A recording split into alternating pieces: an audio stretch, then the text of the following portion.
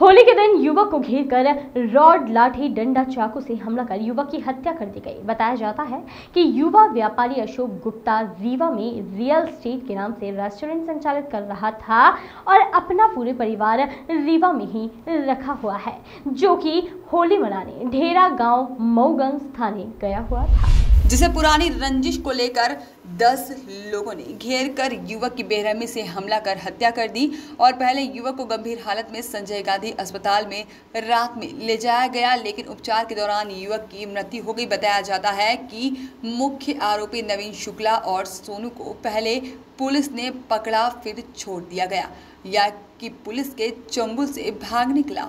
इस घटना के बाद सनसनी फैल गई है, वहीं व्यापारियों में काफी आक्रोश है।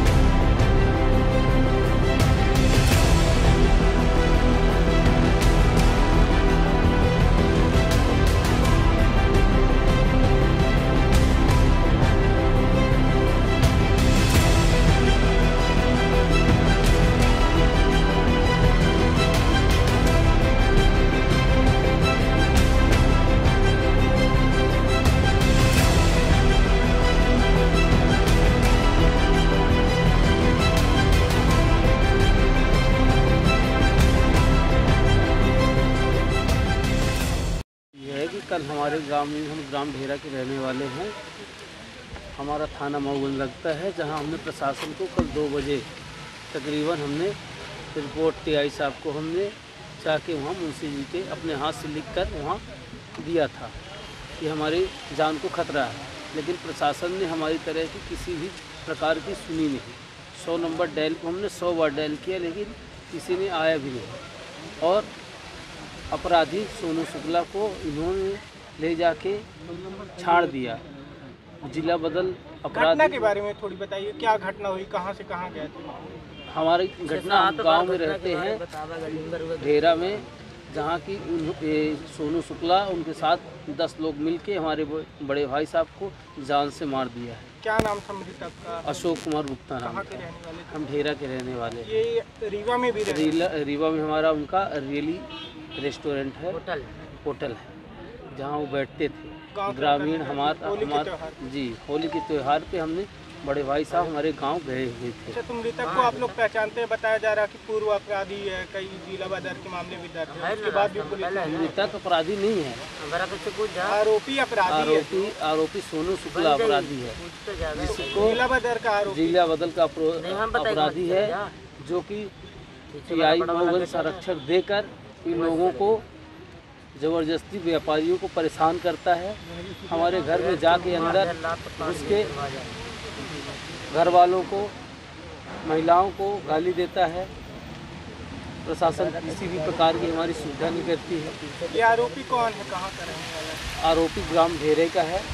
सब नेता और इन्हें सब जो संरक्षण दे रहे हैं, ये किसी नेता का रिश्तेदार भी बताया जा रहा और है। रिश्तेदार का इनका सब दूर का रिश्ता रहता है, सबका इनका सब रिलेटिव भी रहते हैं। किसके रिश्तेदार? अब ये सब जो यहाँ के माननीय राजेश शुक्ल जी हैं, जो कि किसी भी प्रकार की संरक्षक नहीं करते हैं हम लोगों का।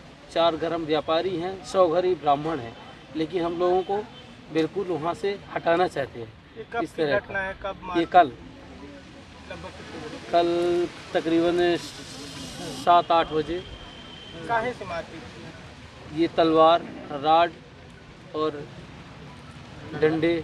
अभी आप लोगों की मांग क्या है? अब आप अभी लोग हमारी बैठे मांग हुए हैं। ये है कि हमें सबसे पहले प्रशासन संरक्षण दे, हमको वहाँ किसी भी प्रकार का तंग न किया जाए, और अपराधी को, जिला बदल अपराधी को पकड़ा जाए।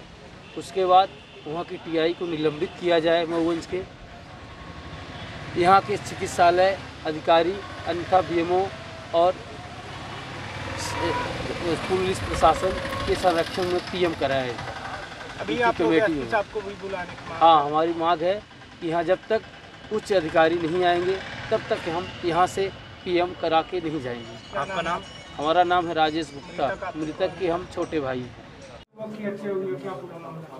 कल ये होली को लेके कुछ इन लोगों के बीच में आपसी विवाद हुआ, उस विवाद के चलते मारपीट हुई। तो ये मारपीट में जिस तरह की बात आ रही है, करीब 3 बार पुलिस की जानकारी लगी, 3 बार पुलिस वहाँ मौके पर पहुँची।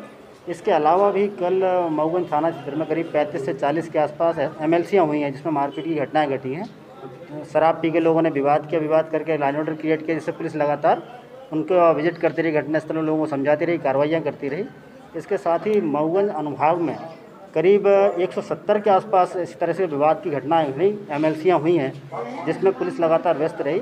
इस घटनाक्रम में भी पुलिस इनके गांव में 3 बार गई और इन लोगों का आपसी विवाद लगातार चलता रहा। उसके बाद भी जब रात में मारपीट हुई आपस में, तो पहले इन्होंने 100 डाल को कॉल किया, तो 100 डाल गई, जाके एक पक्ष को लेके आई, जाके उसकी एमएलसी वगैरह कराई।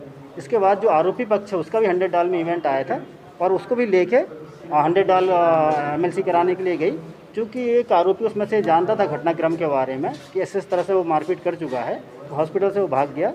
परिवारों के पिता के द्वारा, जो अभी मृतक है उसके पिता के द्वारा थाने में एफआईआर करा दी गई थी। पुलिस थाने में 307 का प्रकरण 8 लोगों के विरुद्ध कायम कर लिया गया था और कायम करके आरोपियों को भी पतासाजी की गई, जिसमें 7 आरोपी पुलिस ने गिरफ्तार कर लिए हैं। एक आरोपी जो एमएलसी का फ़ायदा उठा के हॉस्पिटल से भाग गया था, उसकी तलाश पुलिस लगातार कर रही है।